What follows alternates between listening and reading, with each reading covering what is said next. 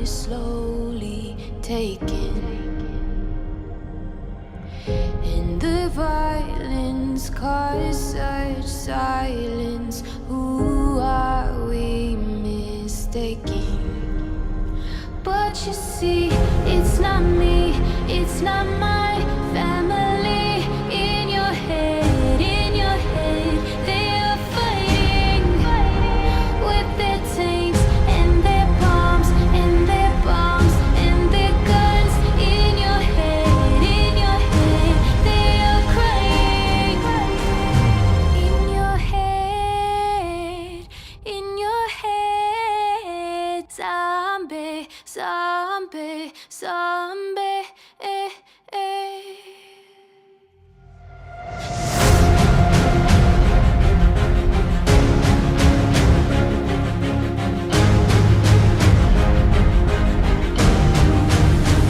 What's in your head? In your head, zombie, zombie, zombie, eh, eh. What's in your head? In your head, zombie, zombie, zombie, eh, What's in your head? In your head,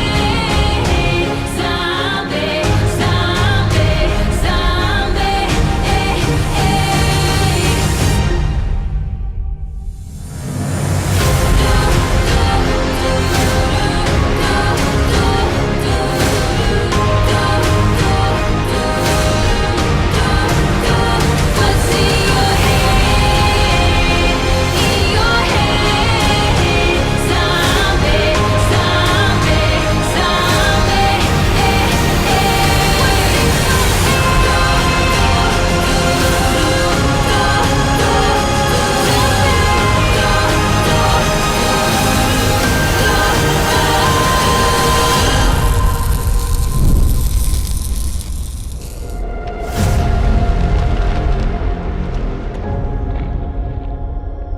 Warning, this program contains mature subject matter. Viewer discretion is advised.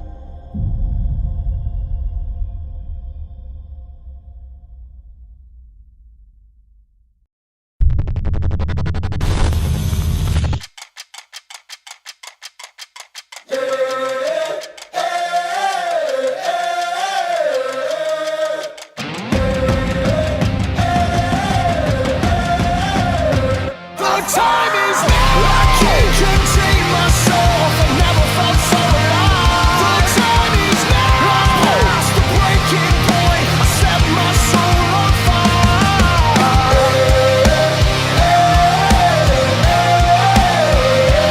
time is now. The time is now.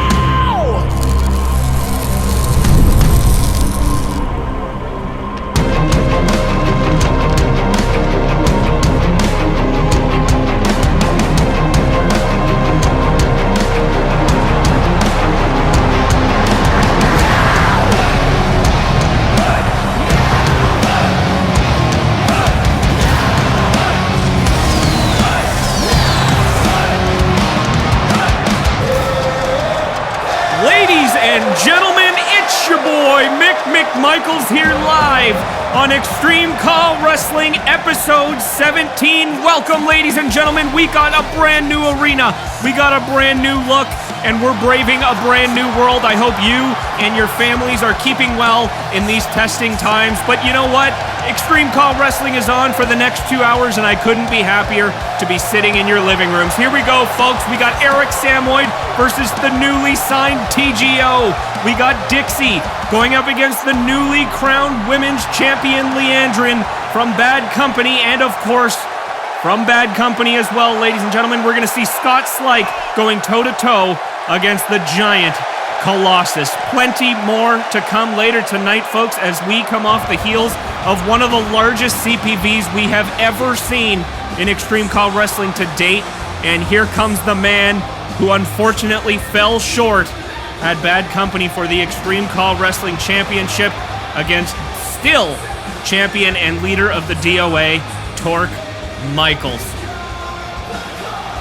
What a way to kick off episode 17. Once again, thank you so much for joining us here tonight. We have a great evening for you, but it looks like Tyrant, The man who fought his life away, who put everything on the line at Bad Company, is coming down to the ring to say something as we kick off episode 17. A new year, a new frontier, folks. Thank you again for joining us. Now, of course, Tyrant at Bad Company falling short, but not without the help of, I don't even know, his friend, his ex-friend, ex-best friend, Shant. The man who came down to the ring close to the finale of that match at Bad Company, as we all know. Shant turned his back on Tyrant, resulting in the win for Torque Michaels and resulting in the defense of his championship. And you got to imagine Tyrant has been waiting to say whatever he's got to say here tonight. Been waiting a long time since the Bad Company CPV way back in January. The date is May 17th, 2020, and we are finally returned to YouTube, folks, and couldn't be happier. Once again, I hope you are all keeping well in this crazy new frontier we are facing in the world, but all will be well. All will be back to normal before you know it, folks. There's nothing to worry about because Extreme CAW Wrestling is here and it is on. So here comes Tyrant. Tyrant, of course, picking up a microphone as expected, opening our night up with something to say. Probably about whatever happened at Bad Company. Tyrant putting on an absolute display, coming so close to defeating Torque Michaels in that match.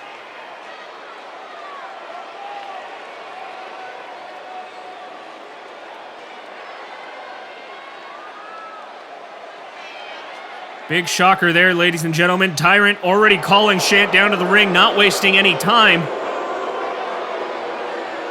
He wants answers, and he wants them now, folks. Oh, and there he is, ladies and gentlemen, the ex-best friend of Tyrant, making his way down to the ring. The crowd is not happy to see this man, the man that is arguably solely responsible for costing Tyrant his second ECW Championship reign. And he doesn't seem to be fazed by it. Shant embracing the crowd that is obviously not welcoming him here, but at least offering Tyrant the service of coming down to the ring and explaining himself.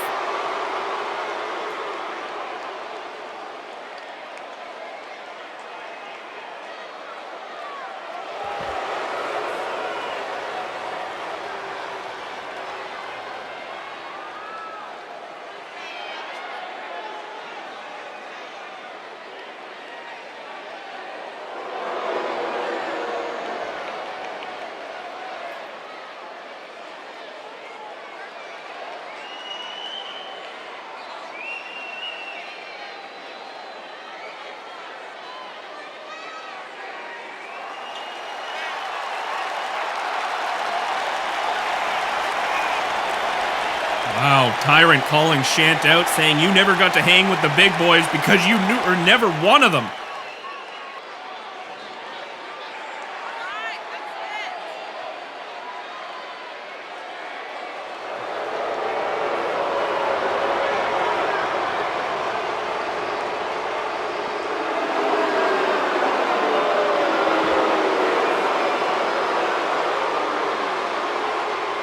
Got to imagine that's on everybody's mind here tonight. Is Shant officially joining the DOA? What is the deal with that?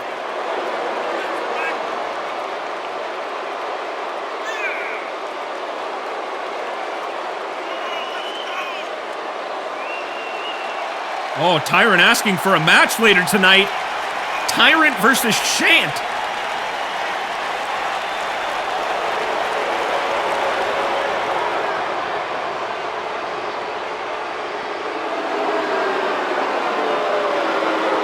Longest running friendships in Extreme CAW Wrestling since the debut back in 2007, ladies and gentlemen, has just crumbled before our eyes.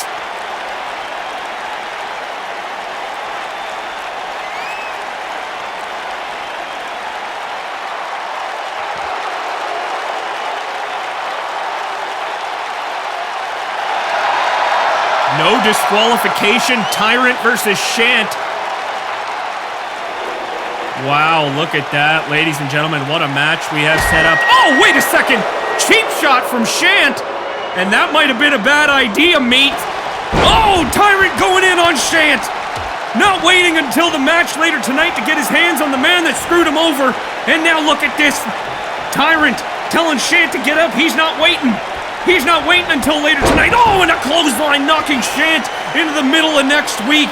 We have already fired off to a fiery start here on episode 17, and now Tyrant still wanting to inflict more damage on Shant, looking for a Dominator.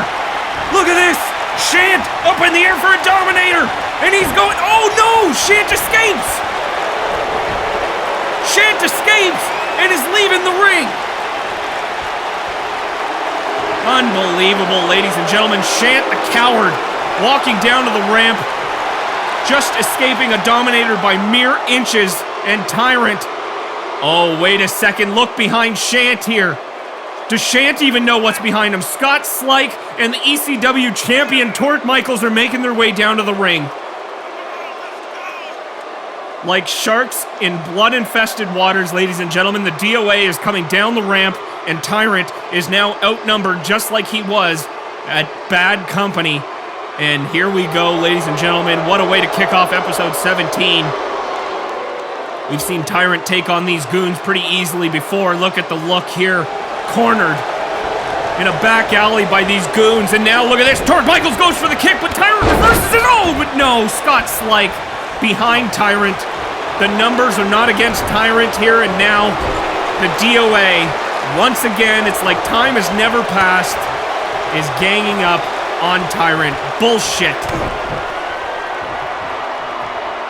Bullshit. Here comes a pedigree from Torque, and Tyrant once again being blindsided and outnumbered and attacked by the disciples of Apocalypse. This is not the way I wanted to kick off episode 17, ladies and gentlemen. Oh God, there's that clothesline from Scott Slike. ECW Champion and Scott Slike have come down to the ring in the aid of Shant. What does this mean? Does this mean that the DOA officially have Shant's back? Shant did not come down here wearing one of those stupid leather vests that they wear. So I remain hopeful that Shant is perhaps true to his word that what happened to Bad Company was solely between Tyrant and him. You just never know, ladies and gentlemen. You just never know with the Disciples of Apocalypse. A new age in Extreme CAW wrestling, but it very much seems that the same old shenanigans are happening here tonight. But nonetheless, we have ourselves a main event here, ladies and gentlemen. We will see Tyrant go up against Shant in a no disqualification match later tonight. Plenty more between then as you join us here live in Miami, Florida. Ladies and gentlemen, welcome back. And what a way to kick off our night in our first contest of the night. Ladies and gentlemen, the Misfits are coming down to the ring.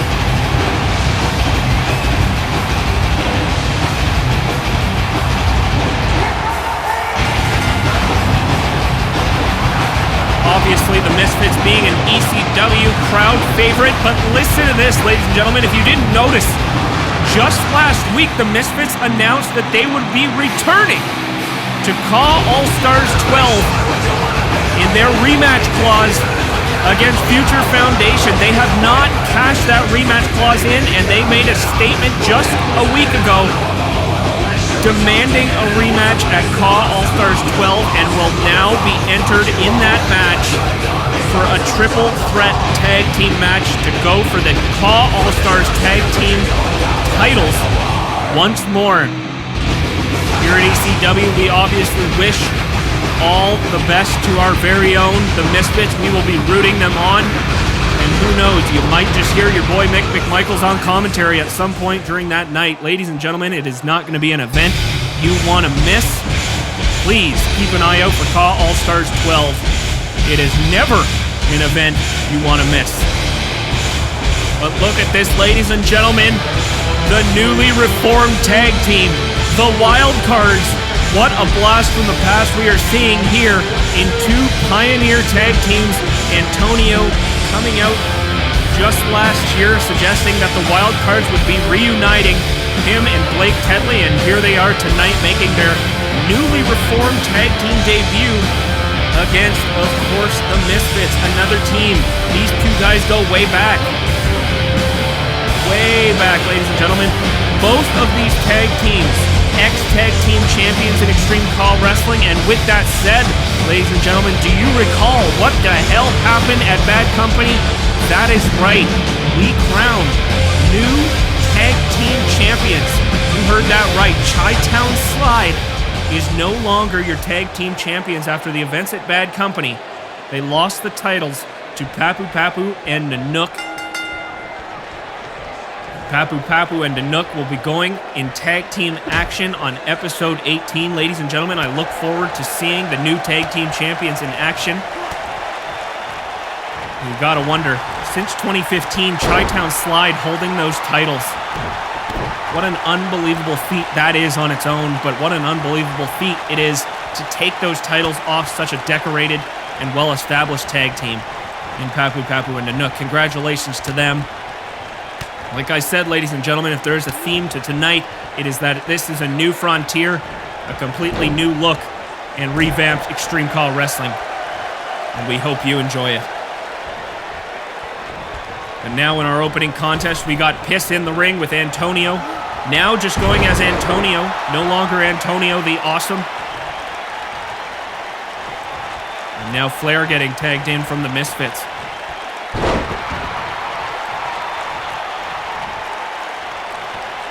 As the Misfits look to gain momentum, and especially the Wild Cards as well, as they make their return as a tag team here officially, I should say. Both teams are looking to be the next challengers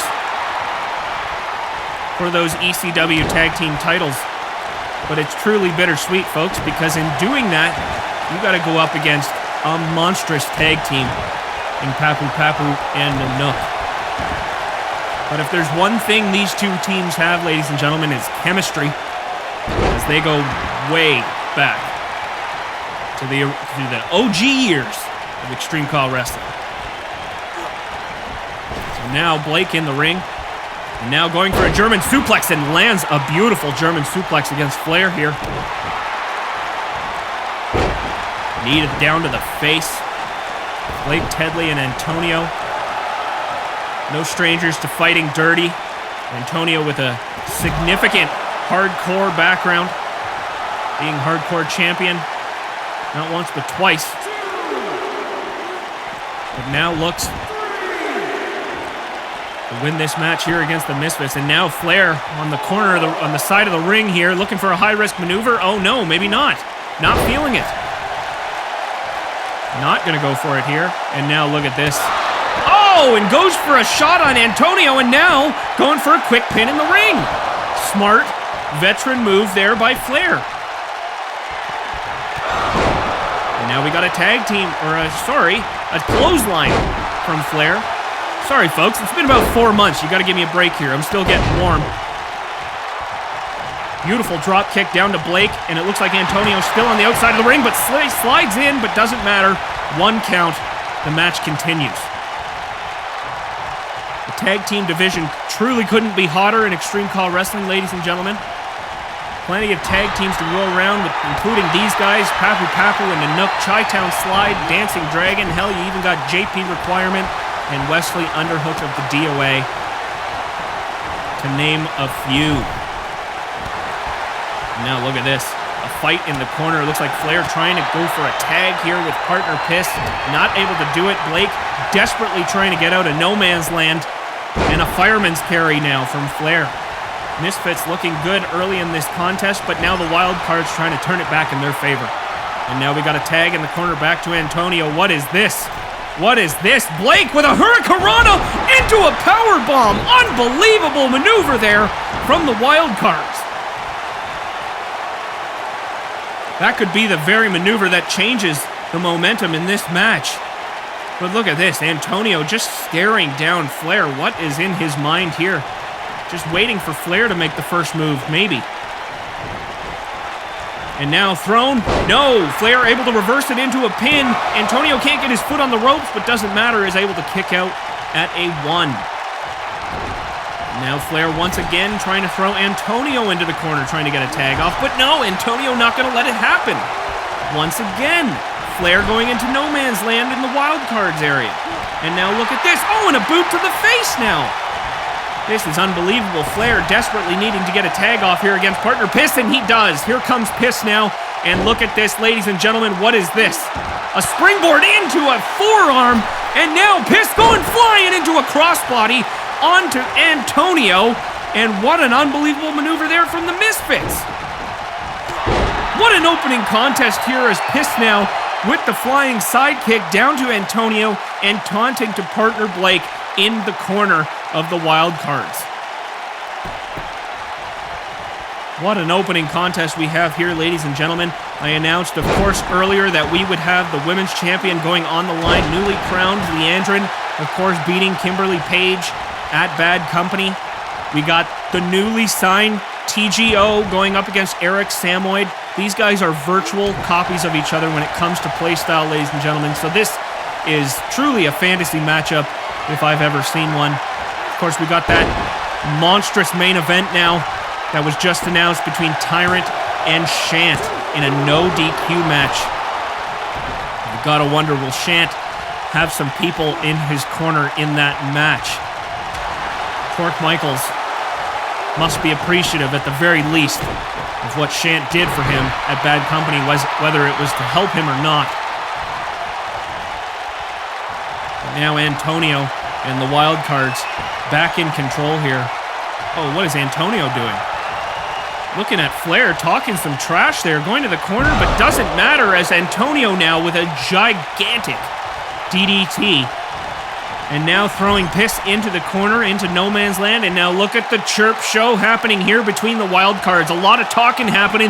Flair is losing his mind in the Misfits corner. And now, oh my God. Is this going to cost the wild cards the match? And look at this. No. Antonio just waiting for Piss to get out of the corner, perhaps. Overconfident here. And now a pin. 1, 2. Oh, but Flair able to break it up just in the nick of time.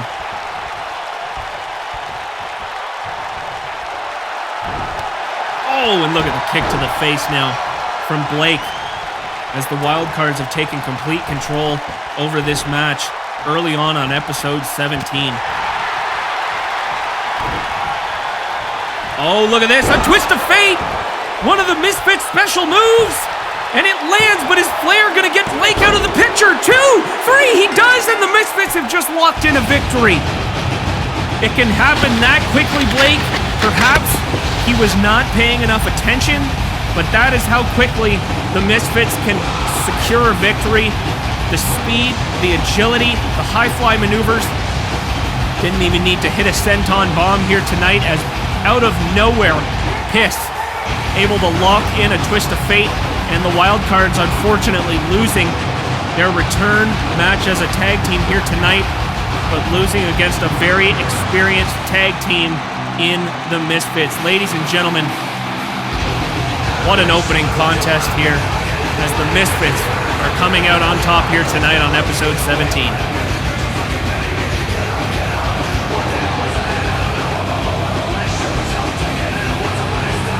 Gotta wonder, are they looking to regain their composure and challenge for the ECW tag titles? Oh, what is this?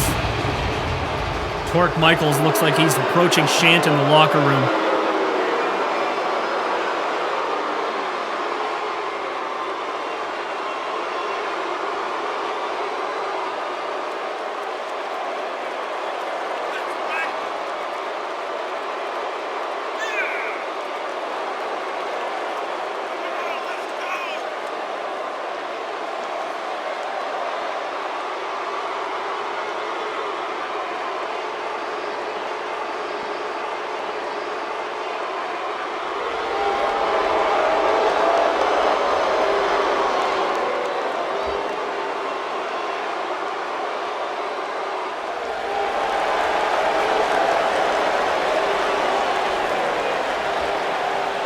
What is Torque Michaels offering Shant here? Oh, bullshit, Torque. This is bullshit, and you know it.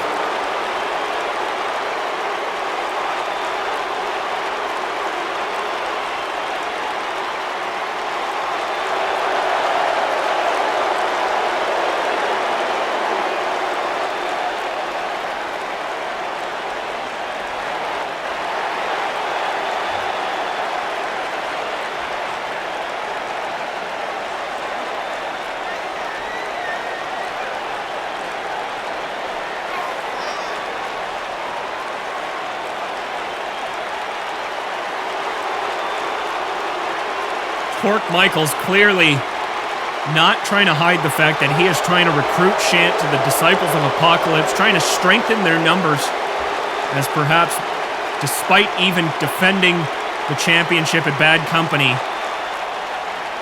it was still too close of a call for Torque Michaels. But the question is, will Shant entertain this idea or not? Kind of makes you wonder, ladies and gentlemen. And speak of the devil, here comes the right-hand man, the muscle, coming down to the ring with, of course, JP Requirement. These goons can never travel alone. But Scott Slike, being one of those goons that came down to the ring to try and help Torque Michaels, was very quickly disrupted by a much larger foe in Colossus, an ex-member of the DOA and ex-ECW champion, thanks to arguably the DOA. But tonight, ladies and gentlemen, that is a completely different story as Scott Slike goes toe-to-toe. I'd love to say one-on-one, but that is probably not the case here tonight. But he will go toe-to-toe right now here on episode 17 against the man that put him through the announce table at Bad Company, among other things, Colossus.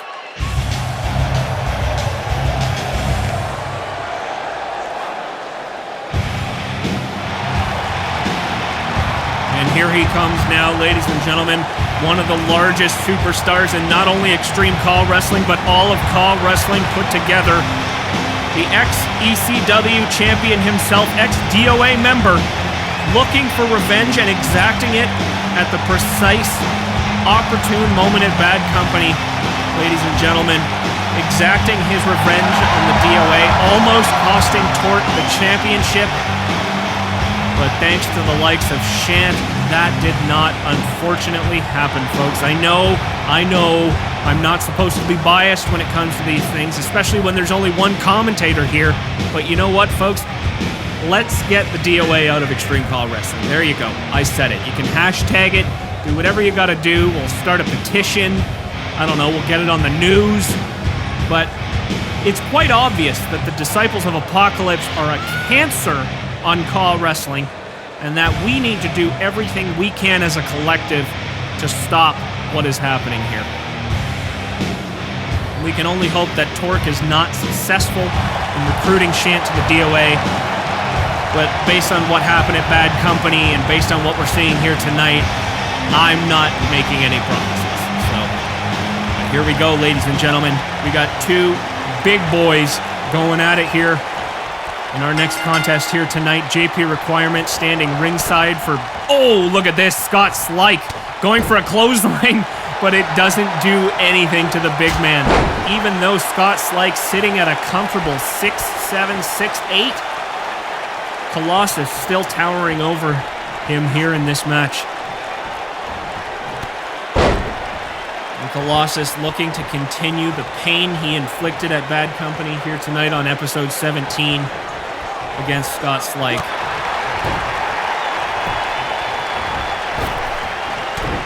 Oh, look at that. A fist to the face. A giant Shaq-like fist to the face. You remember those basketballs you got from like Burger King or McDonald's or something in the 90s? I don't know if any of you can think back that far, but there was a Shaq hand on the basketball. That's what Colossus's hand reminds me of. It could rip your whole head off. All right, let's call the match, Mick. Let's focus. Sorry about that, folks. I got a little sidetracked there. I just had a little nostalgic thought, let's say.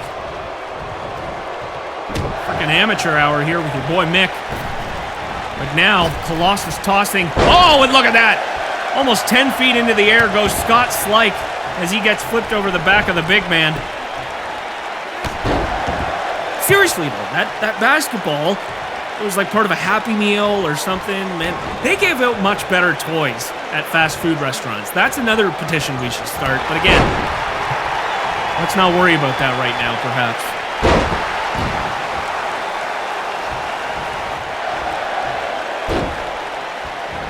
Now Scott Slike walking in an arm bar. Colossus's arm almost as long as Scott Slike's body here. But no, not able to lock it in, not able to garner a submission. Shocker, as Colossus able to break out. Oh, look at this. Oh, a bear hug, sort of spine buster maneuver there. As Colossus looks to regain control in this match in a big way. And now into the corner, Colossus going for a body splash there, but no, not hitting. As Scott Slike able to get out of the way just in the nick of time. Colossus will have to look out for that vicious clothesline that Scott Slike has. Can he even knock Colossus down with that is the question. He's going to have to weaken him down before he can even think of landing that clothesline on Colossus.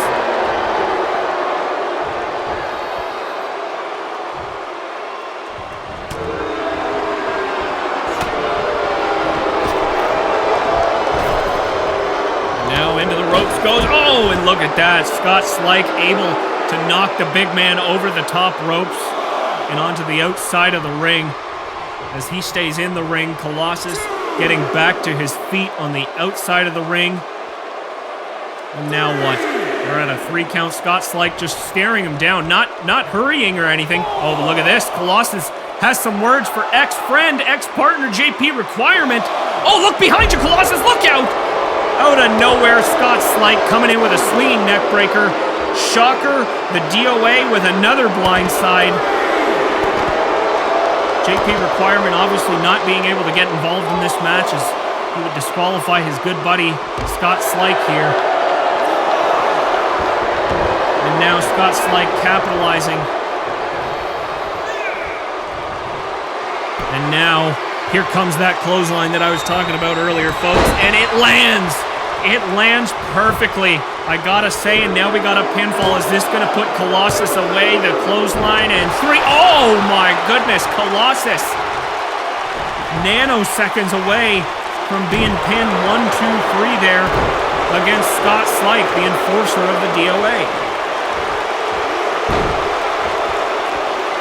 Scott Slike again working on that arm of Colossus. Perhaps doesn't want Colossus to have the strength, doesn't want him to have the arm strength to be able to lift him up in the air for that choke slam finisher, excuse me. But again, Colossus able to get away from that maneuver. Now look at this. Sideshow from Colossus, and now JP with the chirp show again. Don't pay attention to him, meat. Doesn't seem to matter as Colossus continuing the pressure on Scott Slike, not deterred by the minor distraction there from JP Requirement. And now it looks like Scott Slike on the outside of the ring. Colossus again having some more words with JP Requirement. Of course, why would you trust that man to not get involved in this match? It's silly. I've seen it time and time again. And now Colossus with a gigantic suplex, the back of Scott Slike slamming down to the mat. And now in the corner is Scott Slike with some shoulder barges from Colossus. It's a smart veteran move here from Colossus. Getting Scott Slike as far away from JP Requirement's corner as he possibly can. And now a sidewalk slam as Colossus is fully back in control of this match. And look at this, ladies and gentlemen, setting up for a choke slam, perhaps. Oh no! Scott Slike with a couple elbows, able to escape the choke slam. Just able to escape the choke slam, and look at that backbreaker to Colossus. If that choke slam landed on Scott Slike, ladies and gentlemen, I think that might have been the end of it for Scott Slike. 2, 3. Oh my goodness, again a close call there. Scott Slike almost pinning Colossus. Match continues here on episode 17. Once again, ladies and gentlemen, thank you so much for joining us here. If you are in the chat for our premiere, thank you for joining for the premiere. If you're playing it back at a later date, thank you just for watching the show. You guys are the reason we do this here at Extreme CAW Wrestling. And we couldn't be happier to be back here with you here tonight.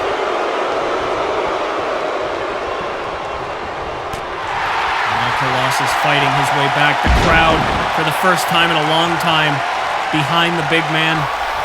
Normally been a heel in his career, but here tonight, bigger picture, DOA needs to get dealt with.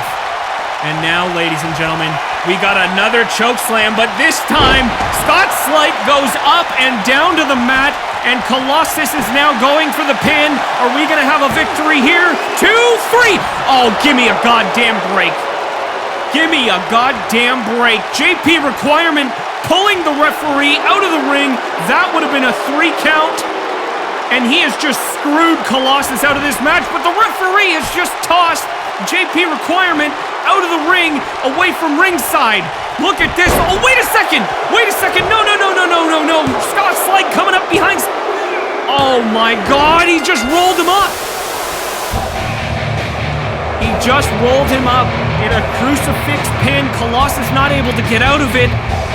JP Requirement pulling the referee out of the ring in what was clearly going to be a victory for Colossus, getting tossed from ringside, and Scott Slight realizing the opportunity he had there in a distracted Colossus with a crucifix roll-up. Colossus unable to get untangled from the roll-up. And that was all she wrote, folks. The referee sliding back into the ring and locking in the victory for Scott Slight. That is complete and utter horseshit. And I apologize for my French for the youngins at home.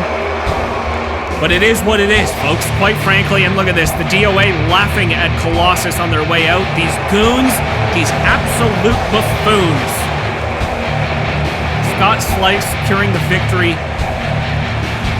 Not in a good way here tonight, folks. And look at them chirping Colossus as they walk up the rampway as victors here tonight.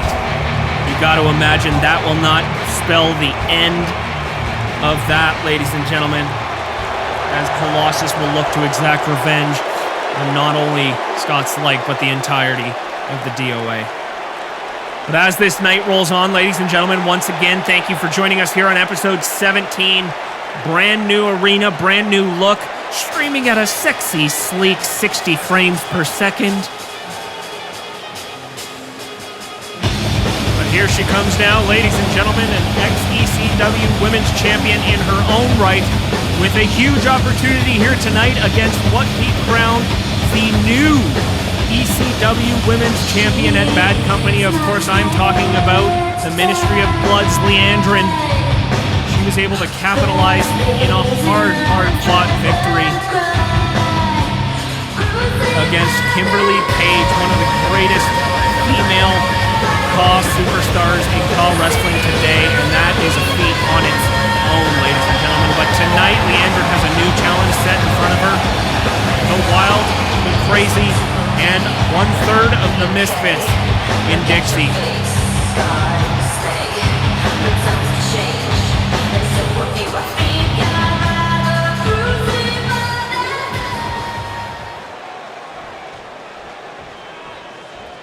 Now on the flip side, ladies and gentlemen, of course, Dixie with her hands full against a very worthy competitor here tonight.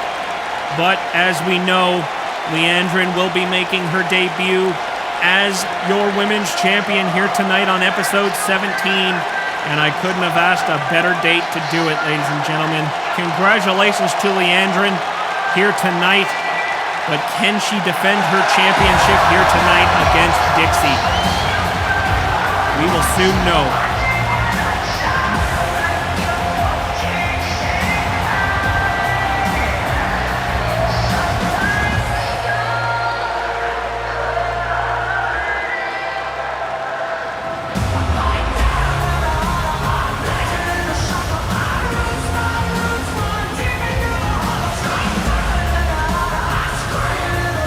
I'm thinking of it, ladies and gentlemen, not only did we have a hellacious, incredibly performed, all over the top, all over the place, you name it, I can't think of any more sayings. We didn't have just an incredible ECW Women's Championship match at Extreme Call Wrestling's Bad Company, but the D-League Women's Championship match, I gotta say, ladies and gentlemen, many of you have messaged me, many of you have sent letters, faxes, carrier pigeons, you name it. You have all suggested to me that perhaps the D-League Women's Championship match that night was match of the night. And you know what, folks? I don't necessarily disagree with you. I don't think that any particular match that night was bad, but when it comes down to the D-League Women's Championship, that match between Suki Matsuzaka and Eliza Ashworth, that really took the cake in terms of a great match. Congratulations to Suki Matsuzaka on being crowned the first ever D-League Women's Champion. Of course, episode 17 will be followed up by a brand new spanking episode of D-League, ladies and gentlemen, so definitely keep an eye out for that. That will hopefully be coming very soon, but I'll tell you what will be coming very soon, and that is this ECW Women's Championship match between Leandrin and Dixie that we are about to get underway here on episode 17.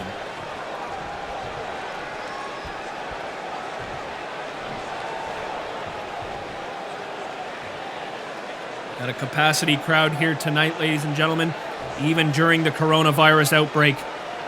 But we are in Florida, and we all know Florida has no rules. Florida is lawless, and they do whatever they want. So here we are in Miami, Florida, as Leandrin and Dixie go toe-to-toe for the ECW Women's Championship.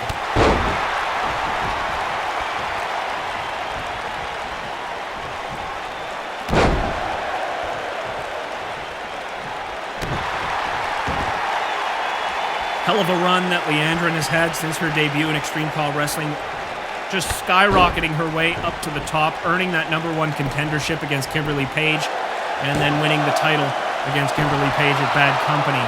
What is next for the Ministry of Blood member, Leandrin? If there is a next, if Dixie is able to win this match tonight, she will be walking out of Miami as the new ECW Women's Champion.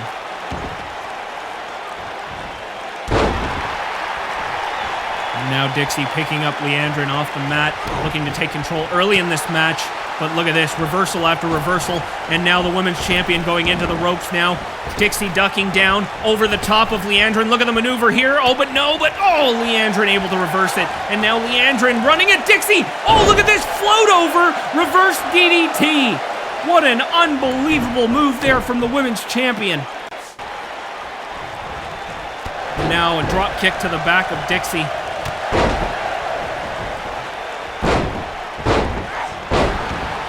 Leandrin taking control of this match now, and now look at this, going for a high-risk maneuver here against Dixie.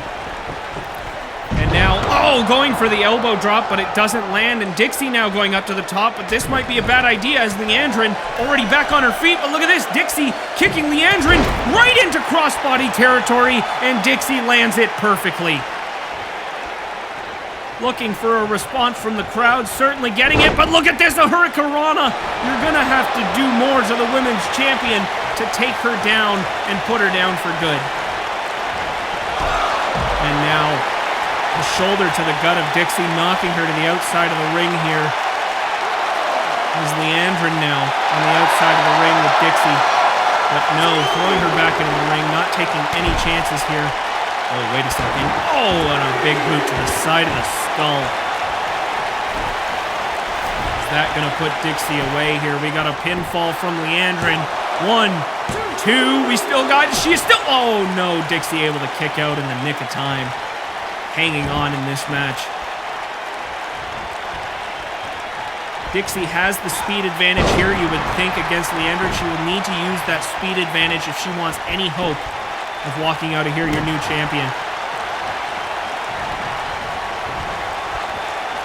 Of course, Dixie being crowned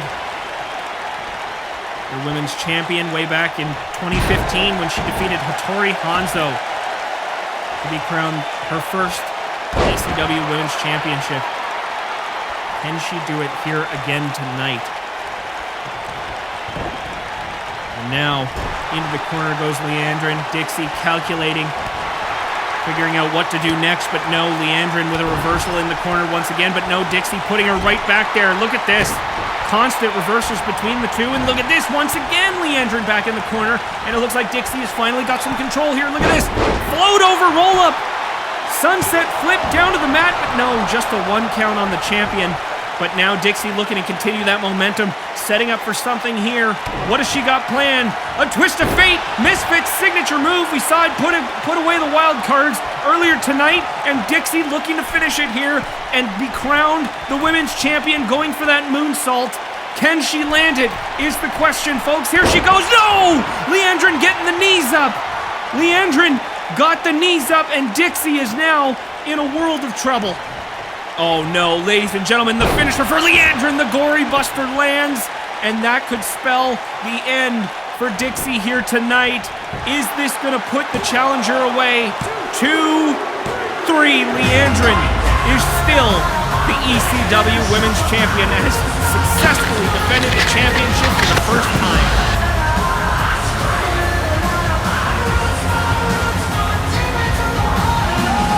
What a contest we just saw there, ladies and gentlemen. Kudos for Dixie, coming within inches of perhaps being crowned the new ECW Women's Championship. Leandrin able to put the knees up right into the gut of Dixie, thus resulting in that Gory Buster there, and thus resulting in the 1, 2, 3. Leandrin, still your champion here tonight at episode 17. Who will be the one that takes down the champ, if ever? Are we going to have another Chi-Town slide-like title reign in Leandrin here, ladies and gentlemen? Only the future will tell. But I'll tell you one thing, I am excited for this new era of Extreme CAW Wrestling.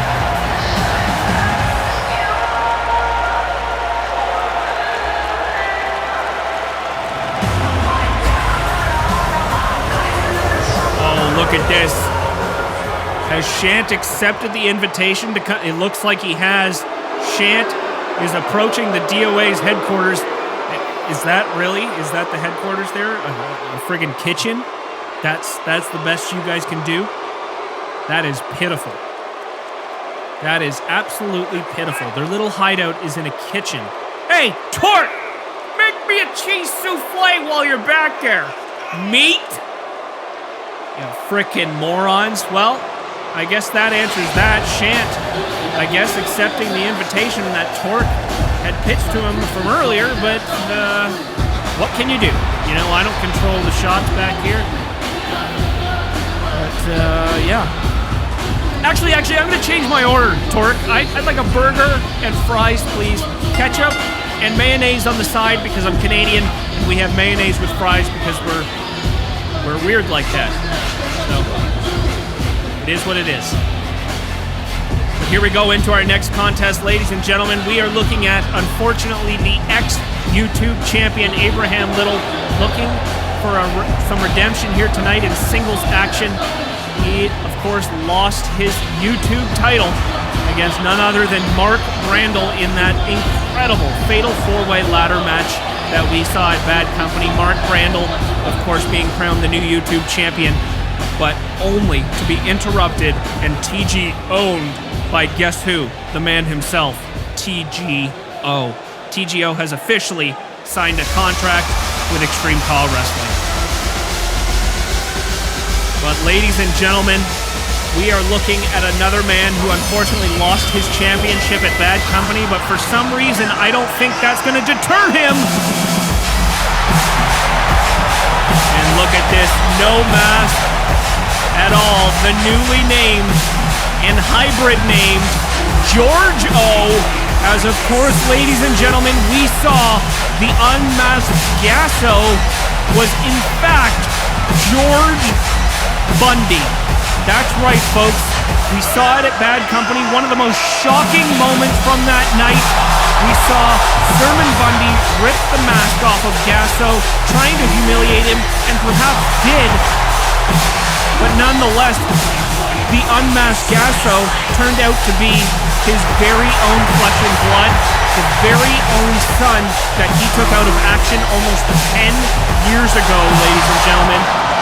But here he is tonight, looking unfazed as Giorgio, a combination of Gasso and George, is here tonight and going toe-to-toe against Abraham Little. Both of these men, again, unfortunately losing their respective championships at Bad Company, but will look to get back on the winning streak here tonight. What a matchup. This is going to be two high-fly, fast, quick athletes here in the ring in Abraham Little and Giorgio. Ladies and gentlemen, let's kick it off. As both of these men, looking to get back into the win column here in episode 17. Giorgio with a brand new look. Oh, look at that. Abraham Little going for a side kick there, super kick of sorts.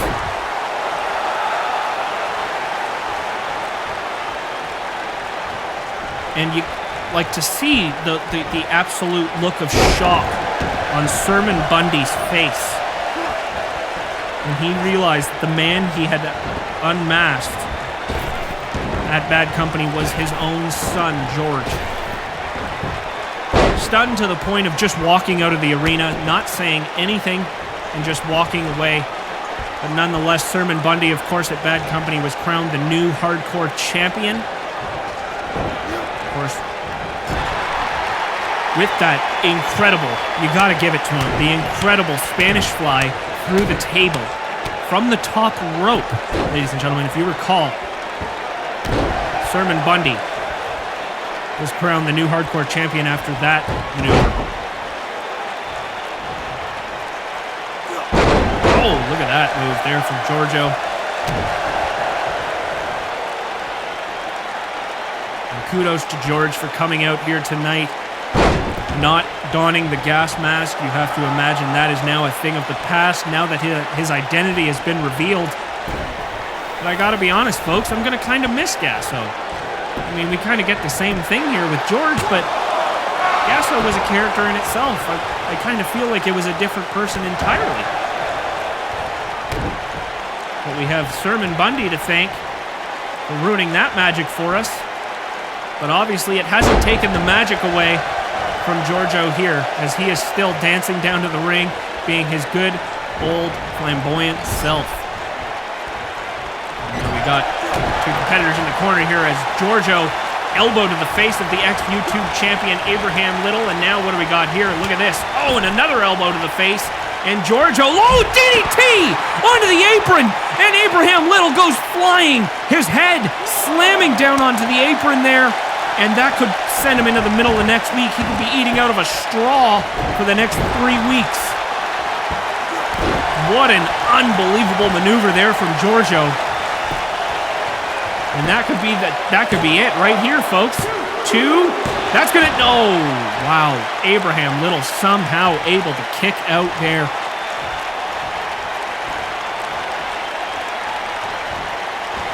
And of course,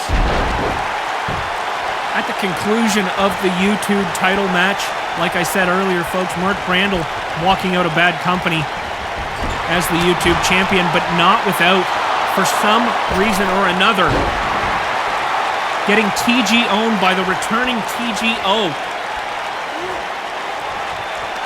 Now, of course, we know TGO and Devin Foolhardy, much like Mark Brandel and Devin Foolhardy, have never seen eye to eye, so it makes you wonder why TGO would go after Mark Brandel instead of Devin Foolhardy. And of course, if you weren't a fan then, or if you need your memory jog, TGO was unfortunately taken out of action in his first stint with Extreme CAW Wrestling after he was hit by a car. Ladies and gentlemen, that is correct. You heard me right. TGO mowed down by a vehicle. Devin Foolhardy always pled his ignorance that he was never the one that set that up. He was never the one driving the vehicle. You know, who knows? But TGO going up in action later tonight against the very man that also lost that ladder match at Bad Company and Eric Samoyd.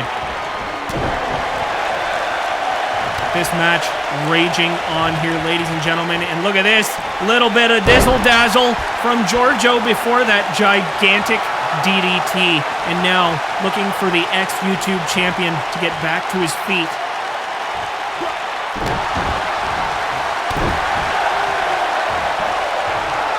And now, right in Frog Splash territory, Giorgio looking to go for a high-risk maneuver, but no, trying something else. Oh my goodness! A corkscrew 450 sort of splash. I'm not sure what that was, but nonetheless, Abraham Little getting the knees up, and it didn't matter at the end of the day. And now Abraham Little looking to regain some composure, regain some momentum here. And what has he got planned here on the outside of the ring? Oh, and oh my goodness! A giant drop kick to the head of Gasso.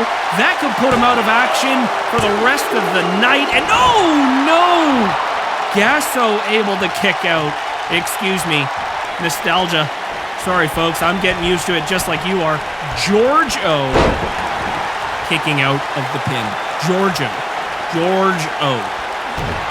Doesn't quite have the ring to it like Gasso does, but we're going to do our best with what we got. Now, Abraham Little getting Giorgio in quite the predicament here, and now Giorgio rolling him over top, and now look at this, up for, oh my goodness, a holy shooteroo! Giorgio with a hurricanrana, putting Abraham Little right back down onto the ring, and is feeling the momentum now, as he is now dancing his way, hopefully to a victory in a reverse hurricanrana. Frankensteiner down to the ring, whatever you want to call it. It was insane, as Abraham Little is in a world of trouble here. What a matchup this has been, ladies and gentlemen, between two of the fastest, most high-fly superstars in Extreme CAW Wrestling today. And look at this, a drop kick to the turnbuckle. Abraham Little is in a world of trouble here now.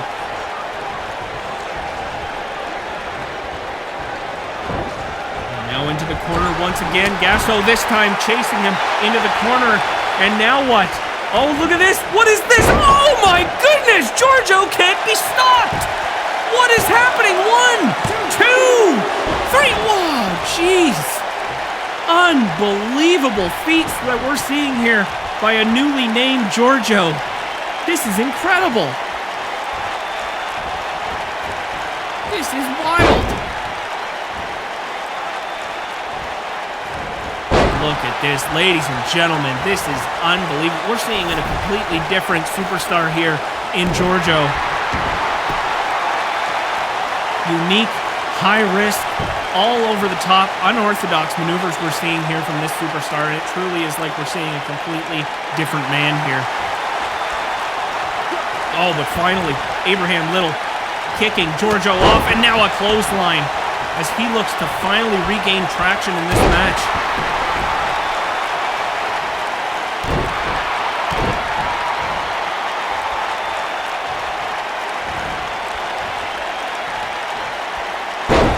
Swinging neck breaker there from Abraham Little.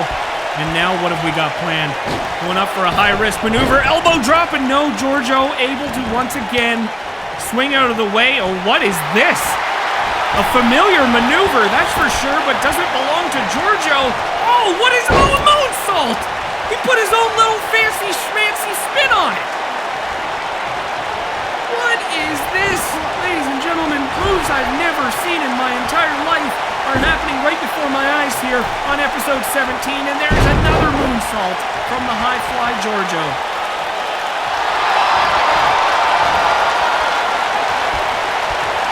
Oh, look at this fireman's carry. Abraham Little with an unorthodox move of his own, slamming Giorgio's face down to the mat. And now trying to go for another high-risk maneuver. Can this one land? Has not had the luck tonight with the high-risk maneuvers, but off the top ropes, the flying clothesline sticks, and it sticks perfectly as Abraham Little looks to wrap things up here with his own high-risk maneuver, 450 splash. Abraham Little going to go for it all, but it doesn't, and Giorgio able to get the knees up And now what?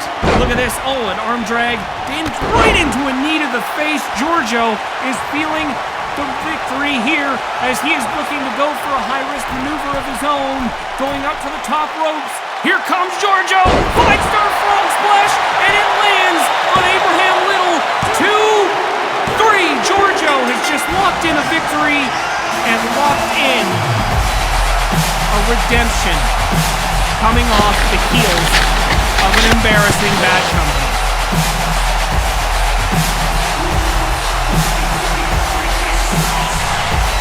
What an incredible matchup that just was. Kudos to Abraham Little and Giorgio for an incredibly put-on match. Look at the maneuvers that Giorgio was landing in this contest, ladies and gentlemen. High risk, certainly, but it's even prettier when they land.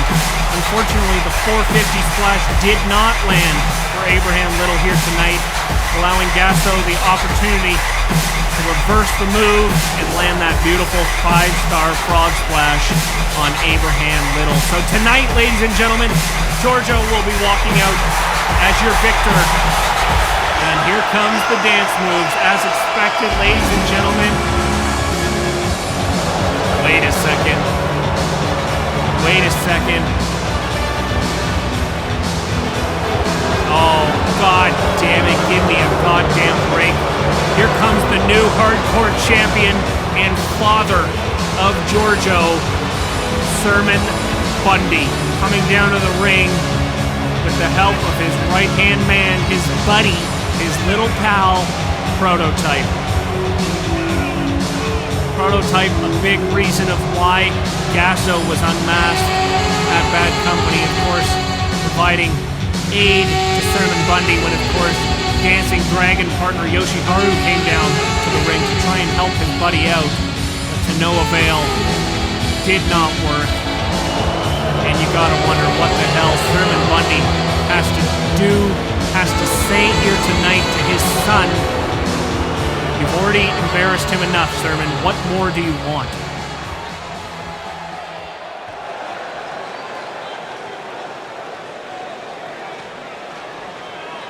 I don't know about this, but nonetheless, Giorgio stepping into the ring, outnumbered here by Sermon and Prototype.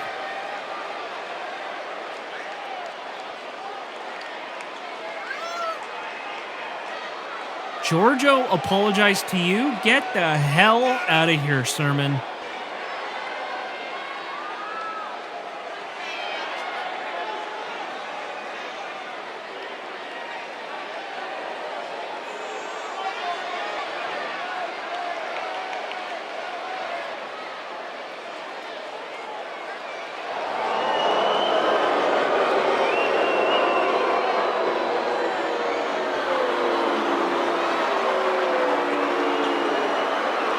It is true. George brings up a good point. Sermon Bundy thinking his son was gone from Extreme CAW Wrestling, but meanwhile, his son was actually there the entire time, folks.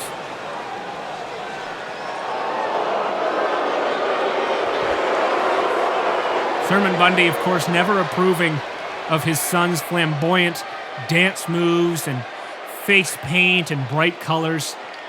But at the end of the day, George just wants to be himself. And that's all we can ask to be at the end of the day, folks. That's really what it comes down to.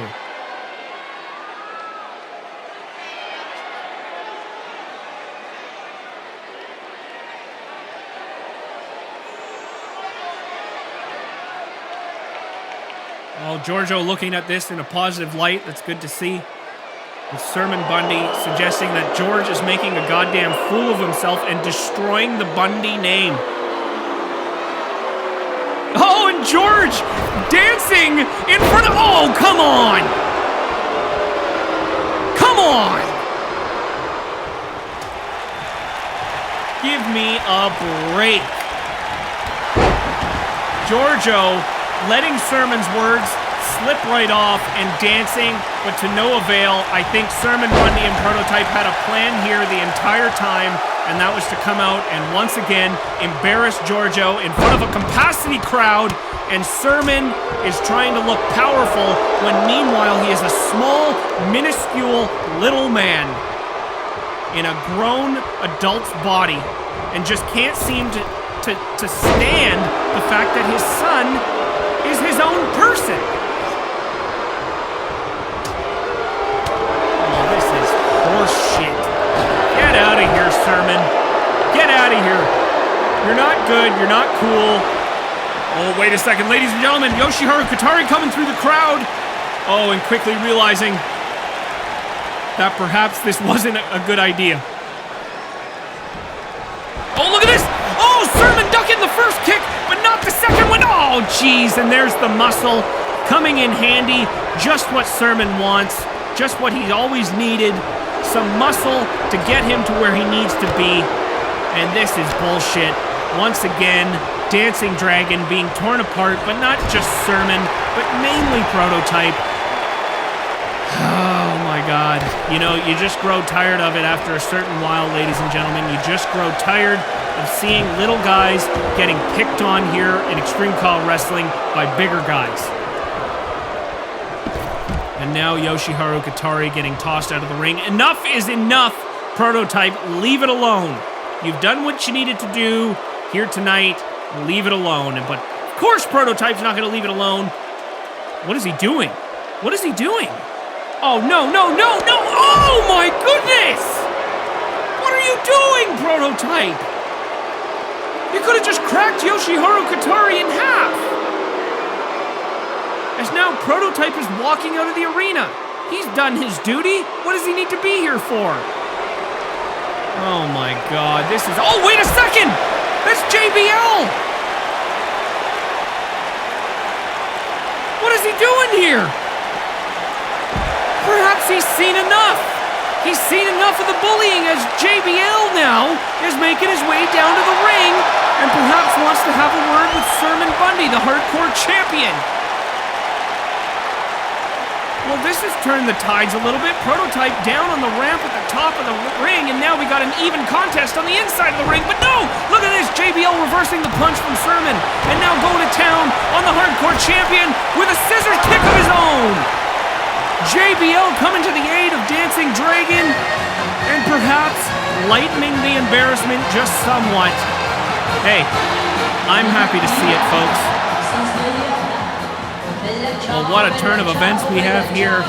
Once again, Sermon Bundy coming down to the ring, clearly looking to just embarrass his son for a second time. But tonight, JBL coming to the aid of Dancing Dragon and sending a message to both Sermon and Prototype. Oh, God. Here we go.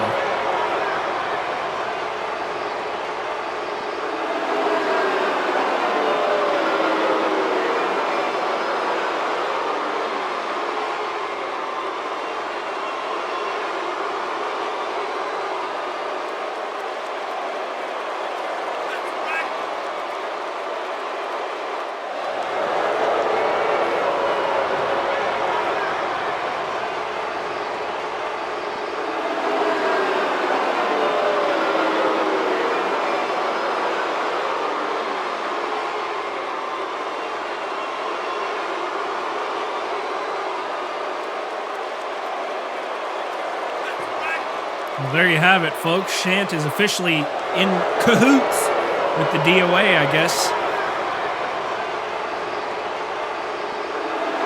I guess that's your answer. Oh, wait a second. This guy was not scheduled for a match here tonight.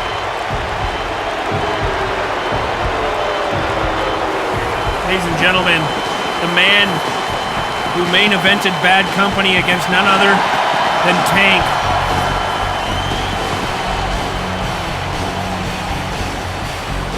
Brent is coming down to the ring, is, like I said, not currently scheduled for a matchup, but coming down to the ring anyways after a hellacious main event we saw between him and longtime feud Tank. Brent was able to secure the victory against Tank after throwing him off of a trailer. Ladies and gentlemen, you heard that right.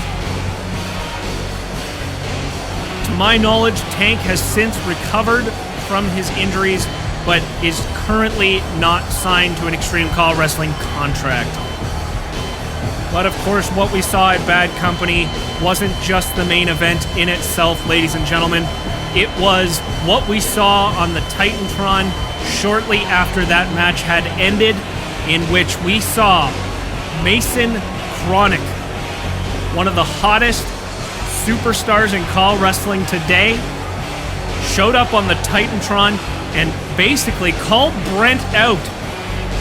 With Brent being the top dog of this company, Mason Chronic looking to go toe-to-toe, perhaps, with the top guy in Extreme CAW wrestling. It's the only thing I can take away from that, ladies and gentlemen. And recently, if you saw on our Twitter, Facebook, or YouTube, you would have seen that Extreme CAW Wrestling has officially come to terms with a contract with both TGO and Mason Chronic. And those are two gigantic acquisitions, ladies and gentlemen, for Extreme CAW Wrestling. We could not be happier to have the opportunity to pick up these two titans in CAW Wrestling today. Mason Chronic making an impact all around the world. And you gotta wonder, will that have something to do with what Brent has to say here tonight? Let's take a look.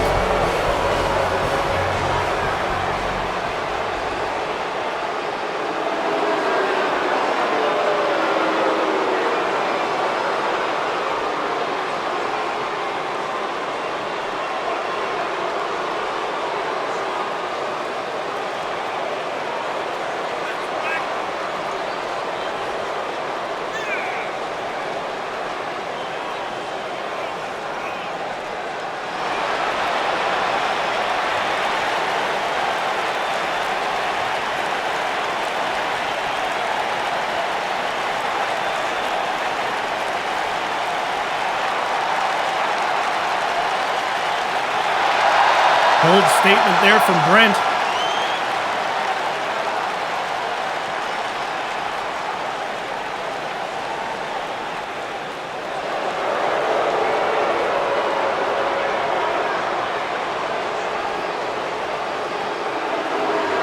Brent offering Mason Chronic a way out? I don't know if that's what he wants there, Meat.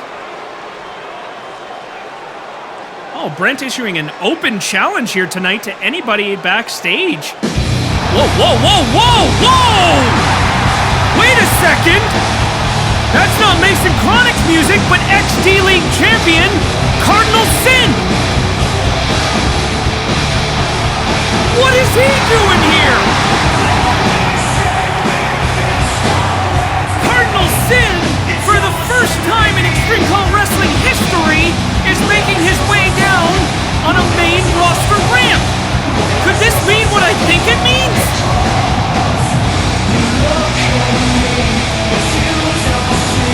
Holy moly, ladies and gentlemen, the crowd is going mental. I have goosebumps. Cardinal Sin is here on main roster show.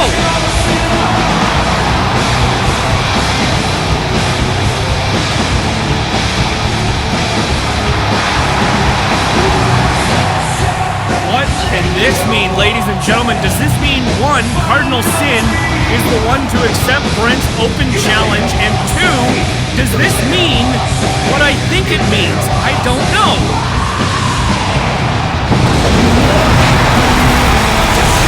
Wow, what is going on here, ladies and gentlemen? Unfortunately, Cardinal Sin dropping his D-League championship to Eamon in that hellacious triple threat match at Bad Company.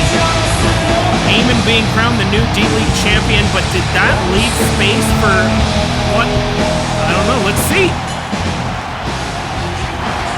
Yep, Cardinal Sin has officially signed and been upgraded to the main roster. This is huge. So a third giant acquisition for the main roster here on episode 17. What a night, folks.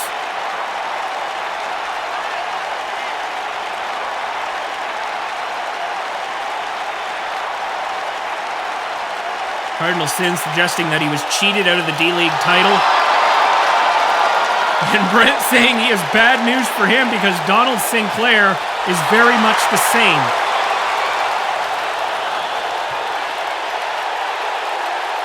Wow. Look at this matchup. Ladies and gentlemen, we are about to see an ex-D-League champion go up against an ex-ECW champion We're about to see Brent versus Cardinal Sin, and this match is happening right now. What is going on here, folks? What an episode, what a return, and what a match we are about to see. Brent versus Cardinal Sin, and Cardinal Sin making his debut on the main roster. This is insane. This is absolutely insane. I'm still trying to catch my breath here, regain my composure and sort, as Cardinal Sin is in the same ring with Brent. It all happened so fast. What's going on? The fans are still recovering from this. It all... Holy moly.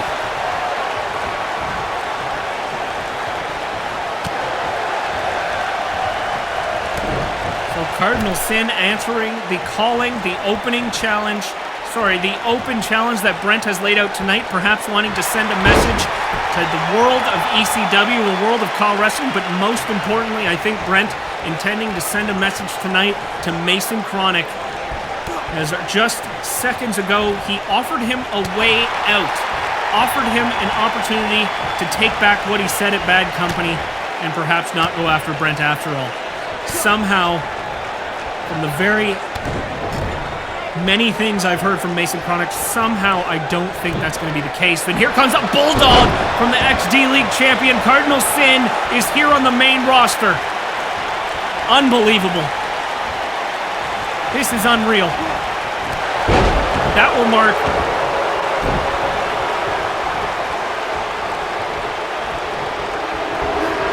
Wow. Hip toss here from Brent, and the fans obviously not behind him here in this contest, as Brent just going to town on Cardinal Sin. This is not a wrestling match to Brent. This is an absolute fight, as he is just laying the fists into the skull of Cardinal Sin, looking to inflict as much damage as possible to send a message.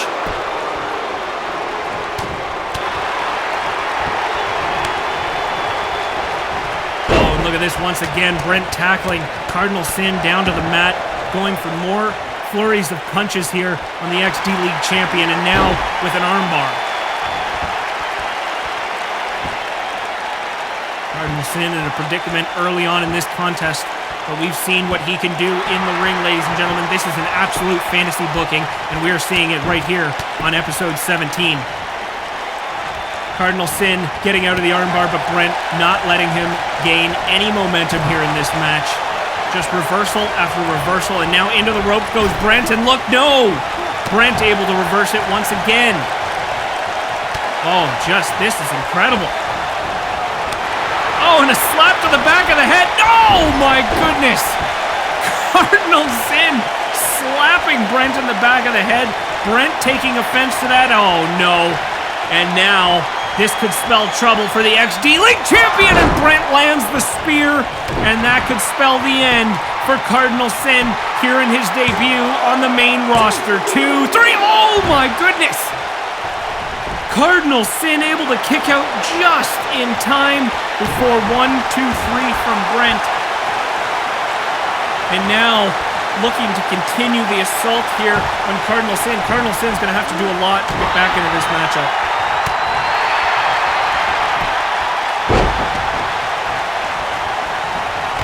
Clothesline to Brent now.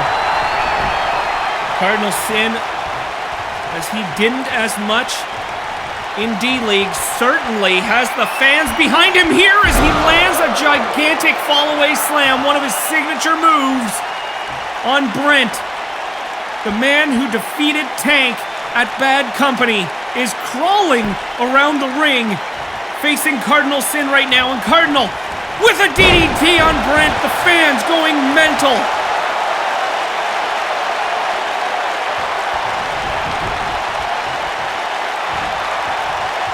Now a face wash onto the bottom, onto the canvas. There's many mysteries of Extreme CAW wrestling. We don't know if that's face paint or an actual tattoo on Brent's face. But it doesn't matter, because right now Brent is loading up for a jackhammer on Cardinal Sin. That is not the move you want to be experiencing on your debut on the main roster, as Brent has just pinned. Oh my goodness! Cardinal Sin just kicked out of a jackhammer, and Brent is absolutely losing it. He is livid. He can't believe this. Cardinal Sin has just kicked out of not only a spear, but a jackhammer on his debut on the main roster, but Brent looking to continue the pain and a spine buster to cap it off. Holy moly, what a match this has been. What a debut for Cardinal Sin, but still in a world of trouble. Needs to find something here that can help him out and get him out of this trouble quickly. Oh my God, wait a second. That is Tank's music. But it's not Tank coming down to the ring. It's Mason Chronic. Oh my God, ladies and gentlemen, this just went from chaotic to even more chaotic, as now Mason Chronic is coming down to the ring and Cardinal Sin back on his feet, going for the freaking roll-up. No! Oh my God! Cardinal Sin just rolled up Brent after being distracted by Chronic and has just won his debut match on the main roster against none other than Brent. Holy shenanigans, folks. I'm having trouble breathing over here because so much just happened in such a little amount of time. But Cardinal Sin just rolled up Brent to capitalize and become victorious in his debut match. And now, Chronic at ringside. Cardinal Sin taunting at Chronic now. Bad idea, as Chronic just took out the XD League champion. Oh, and look at this, folks. Has his eyes now set on the man he challenged at Bad Company, and we are about to see a fight, I think. Look at this. The fans are going crazy. As they're... Oh my God, what is about to happen here? Brent goes for the swing. Chronic with a kick to the gut and an elbow to the face. Chronic able to capitalize and reverse the move, and now kicking Brent. A knee to the gut has just been taken out of the ring. Chronic is here in Extreme CAW Wrestling. Woo! Look at the stare down between these two folks. I think this is only the beginning, but Brent is walking away from it here tonight. Brent is walking away from Mason Chronic. But nonetheless, ladies and gentlemen, Mason Chronic is here, and he is here to stay in Extreme CAW Wrestling. What an unbelievable turn of events. Cardinal Sin making his debut on the main roster. Mason Chronic coming down to the ring to Tank's music. What more could happen here tonight besides that? Holy moly, ladies and gentlemen, welcome to a new era of Extreme CAW Wrestling with new superstars, new surprises, and a completely new look. Holy moly. Your boy Mick's got to take a breather here. Mason Chronic just made his official debut here on Extreme CAW Wrestling, walking down to the ring and embarrassing Brent in front of thousands. But here we go, ladies and gentlemen. As promised earlier tonight, we saw a preview for this match, and this is one I have been excited for years to come. We will now see Eric Samoid, an ex-YouTube champion, go up against another ex-YouTube champion in the man that made his return at Bad Company.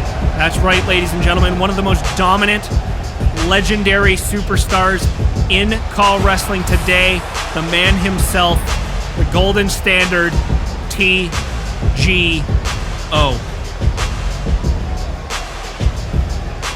You got to imagine both of these superstars, if you've watched these guys closely for a long time, folks, almost carbon copies of each other.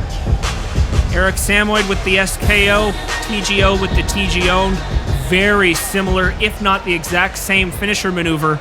So it really is going to come down to who can nail that here tonight on their opponent.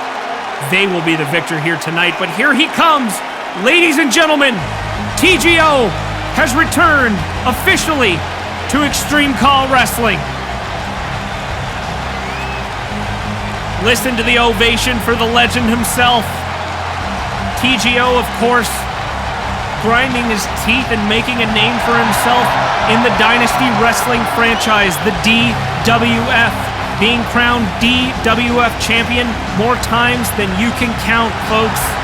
But he is here tonight in an Extreme CAW Wrestling arena, and I'll tell you again and again and again, I could not be happier to see this man back to finish his legacy, back to redeem himself after he was brutally greeted with a disturbing exit almost 10 years ago when he was struck by a vehicle backstage.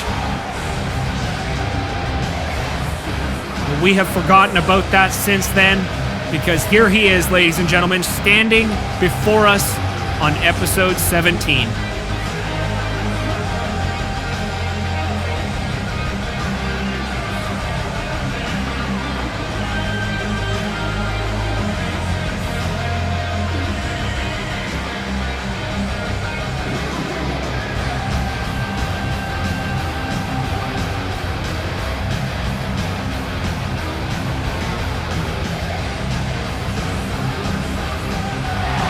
Listen to that ovation for the man himself. For the first time in almost 10 years, ladies and gentlemen, TGO is back in a regular scheduled match, and it is happening here on episode 17. I couldn't be more excited. Eric Samoid versus TGO. Let's get it on, folks.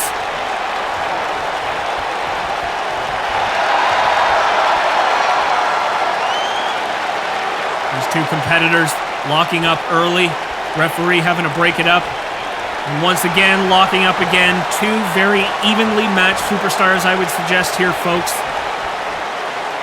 Like I said earlier, almost carbon copies of each other. But who will get the edge on their opponent here tonight on episode 17, as this match is off to a slow start. Slow but methodical start as Samoid throwing some quick jabs now, but TGO returning the favor now. No, Samoid reversing once again. This is going to be incredible. And now look at this move. Oh, down into a pin. Samoid very quickly in control of this match, and we got a 2 count. Oh my goodness, TGO kicking out. What an energetic way to kick off this contest.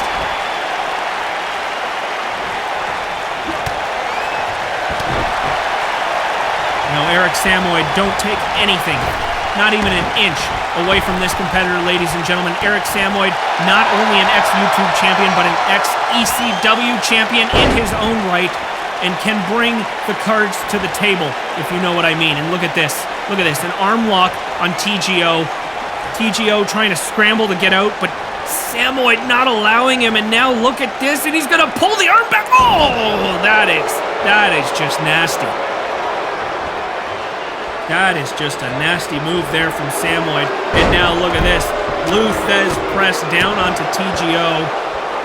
Again, another signature move for both of these superstars. And now Samoid mocking TGO, perhaps.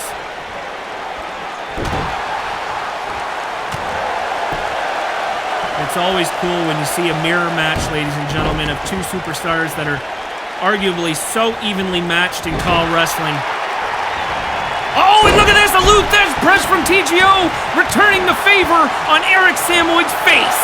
And there it is, the taunt that we all know for years to come. TGO is now in control of this match against Eric Samoid, who's got him in a predicament right in the middle of the ring here. Oh, but no, Samoid escaping. And now, capitalizing on this, throwing into the corner. No, TGO slamming Samoid down to the mat. We got a pinfall here? No, out of the count at 1.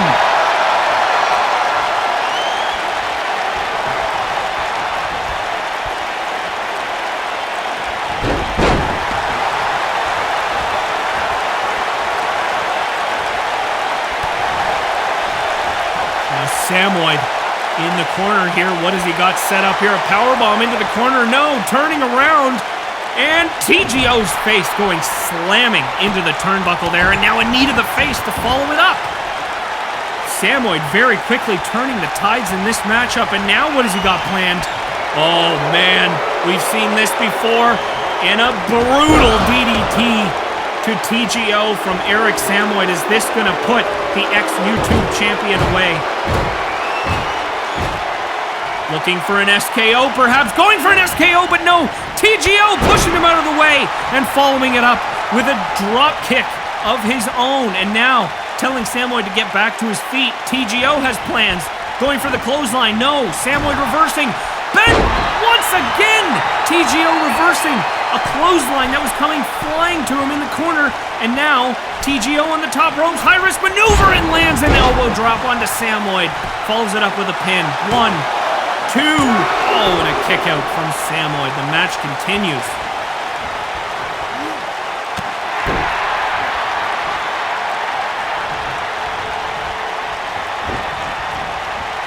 Now into the corner goes Samoid. TGO now returning the favor once again, ladies and gentlemen, as TGO now is taking control. But no, Samoid reversing with an arm drag. And now, what is this? Oh, and damn, TGO going down to the mat. Referee coming in for the count. Could this spell the end? No, just a 1 count.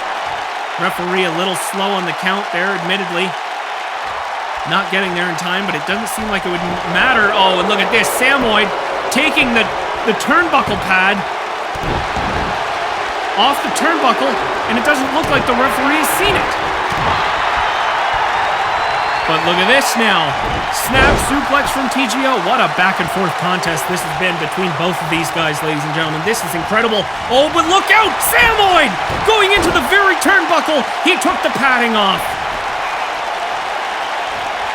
TGO having the wherewithal to perhaps notice or catch what Samoid had done and capitalize on that by throwing Samoid into the turnbuckle, and it looks like this could be something here. A Samoid on the top ropes coming down and missing the elbow drop. Very quickly, smart thinking from TGO. How is this match going to end, ladies and gentlemen? Who's going to land the first SKO? Who's going to land the first TGO? Whatever you want to call it, ladies and gentlemen, this has been an incredible matchup between two incredibly balanced superstars in the ring.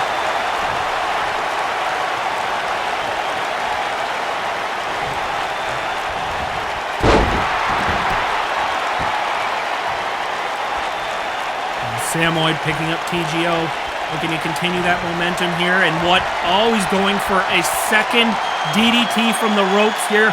No legs to help your fall, just pure skull straight into the canvas.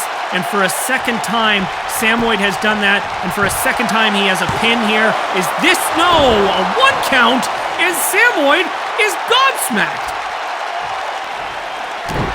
And now, just laying the boots to the Great One.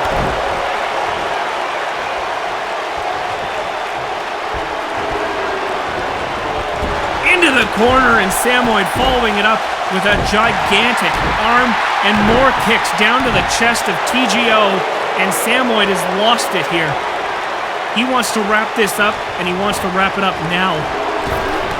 Clothesline from Samoid. That turnbuckle pad still off.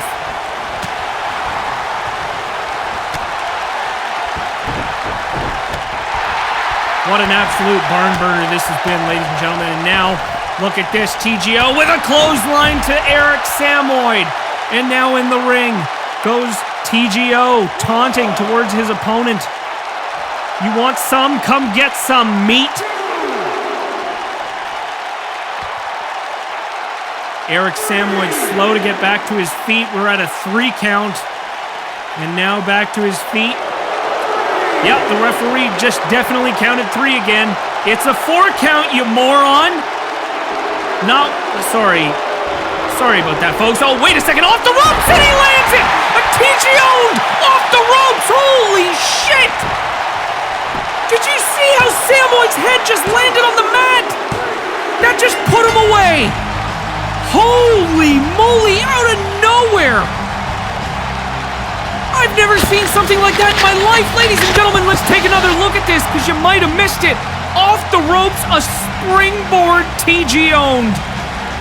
And Eric Samoid's skull first down to the mat. I hope he's okay, I truly do. But that was unbelievable, ladies and gentlemen.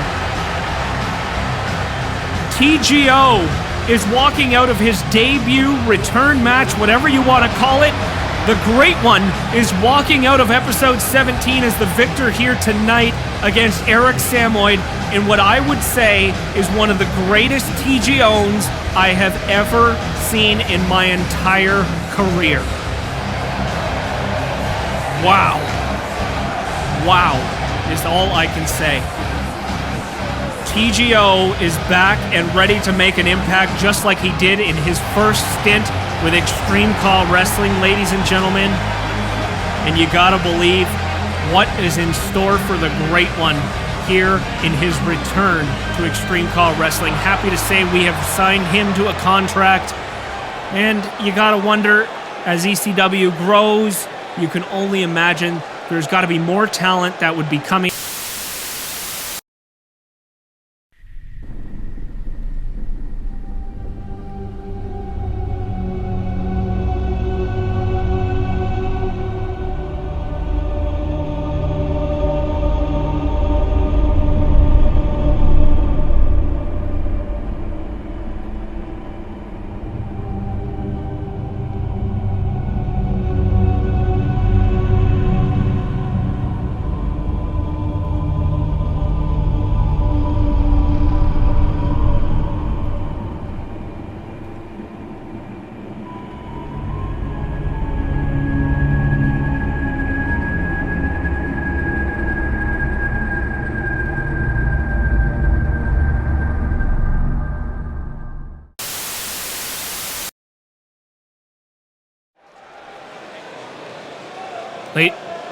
Ladies and gentlemen, I'm sorry, my feed was just cut there completely. I apologize, we're back now, I believe we are back. I apologize for I don't know if you saw what I saw on the screen, but somebody needs to call the police right now because it's quite obvious that the DOA, at some point after Bad Company, has taken Chad hostage. They've kidnapped him and have clearly tortured the man. Where is Chad, and what are they doing with him? This has gone far beyond whatever happens in this arena, in this very wrestling ring. This has become very much more than just personal, ladies and gentlemen. This has become near like a crime. What is happening, and what is the DOA doing to Chad? I'm at a loss for words here. Oh my God, ladies and gentlemen, I'm sorry, I'm kind of at a loss for words, but we need to get to the bottom of that. Of course, we saw Chad turn his back on his old partners in the DOA, and it's clear now that has not gone without a punishment, as the DOA at some point between Bad Company and episode 17 have managed to kidnap Chad and literally keep him as a prisoner in some unknown location. Now that is not cool, ladies and gentlemen. That is not cool. Hopefully I'll be able to update you with this as the night progresses or later on. I will keep you tuned as much as I can, but obviously right now in front of us we have our main event, Tyrant versus Shant in a no DQ match, and here he comes now, ladies and gentlemen. New look, new attitude, and perhaps a new faction, as it seems that Shant is now in the good books of the DOA after what he did at Bad Company when he turned his back on his best friend, the man standing in the ring right now, his ex-best friend Tyrant, screwed him over for the ECW Championship, resulting in Torque Michaels defending his belt at Bad Company and still walking out of there with the gold.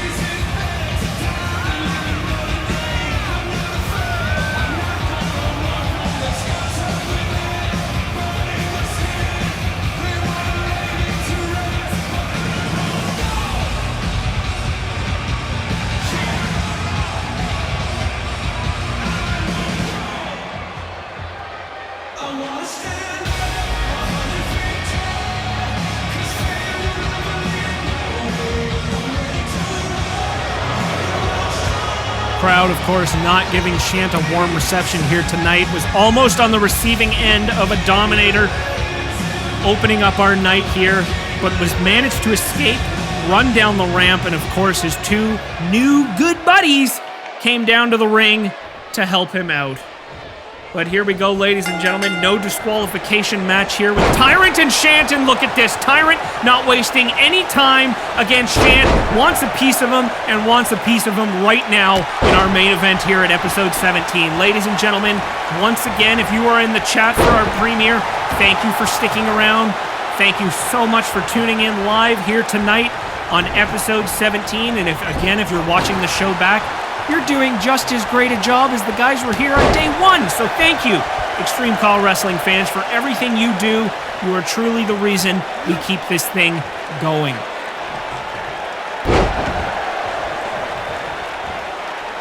As this match gets underway here, we finally see, I believe, for the first time in Extreme CAW Wrestling history, we see Tyrant versus Shant. Quite frankly, ladies and gentlemen, they've never had to face each other. But there is no better reason here tonight than screwing over your best friend. That's one thing, but to screw him over for something that means so much to him that the ECW Championship does to Tyrant is another. And we got a pinfall here, but only a 1 count against Shant. Tyrant looking to inflict as much pain as possible here against Shant, but also secure the victory. Let's not forget, folks, that power rankings will very much play a role in this era of ECW, just like it has in the past. And we will be releasing those power rankings after each episode, which will reflect who is in contention for the titles and who is on their way up through the power rankings. Some exciting stuff. But here we go, look at this. Oh, and a kick to the gut is Shant. One thing Shant does have, ladies and gentlemen, and look at this, going to town on Tyrant's face. No love lost there. These two are no longer friends. You can bet your bottom dollar on that.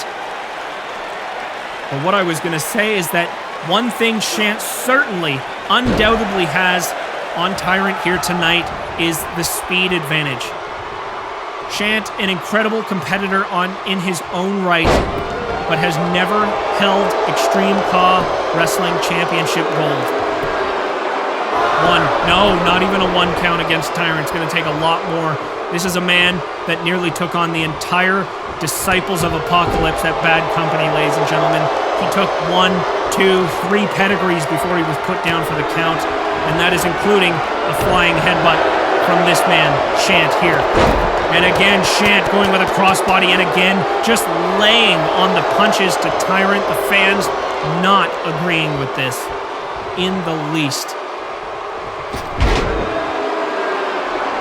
Nonetheless, Shant with the new attitude here today on episode 17.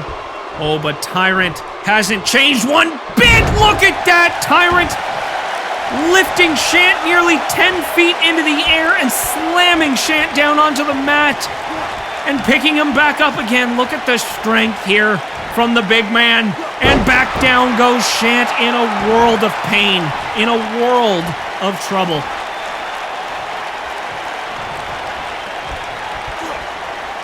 Tyrant now picking Shant back up into the corner. No, but Shant rebounding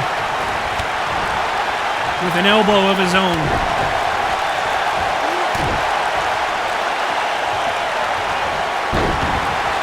And Shant just unable to do anything with Tyrant. He's so large that he just can't get the strength advantage on him here. And that is clearly providing an advantage for Tyrant as he goes up to the second rope here. Down to the canvas, but no, Shant able to roll out of the way.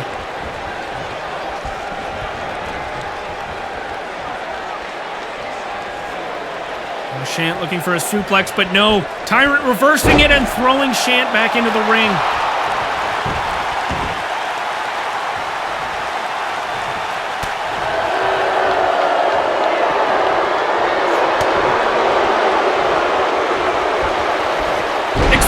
Suplex and Shant going absolutely flying. But Tyrant, after the beating he's taken throughout this match, is still down to the mat as well. Who will get back up first is the question here, ladies and gentlemen. It's going to be Tyrant as he just stalks his prey, but no, pushes Shant back down and slams his knee down onto the mat as he figures out what to do next to his ex-best friend. All it takes is one dominator from Tyrant, ladies and gentlemen, and it could be over for Shant. suplex down to the mat for Tyrant. Shant in a world of trouble once again. Shant able to gain very miniature little doses of momentum in this match, but has truly not gained control. Tyrant in full control here as he has just got a pin there for 2, almost catching the 3, but Shant hanging on for dear life in this main event.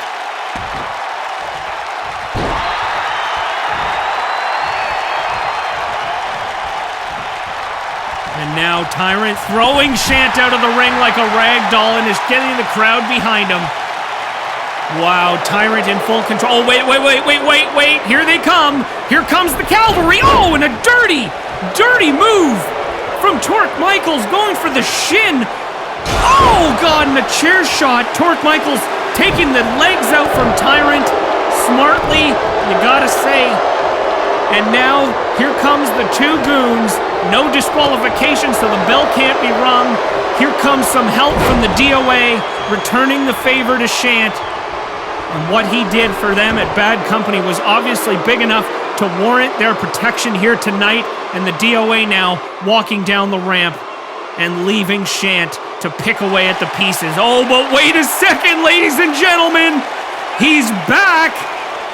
The man who got rolled up from none other than Scott Slike earlier tonight is at the top of the ramp to greet them. Here comes Scott Slike with the chair!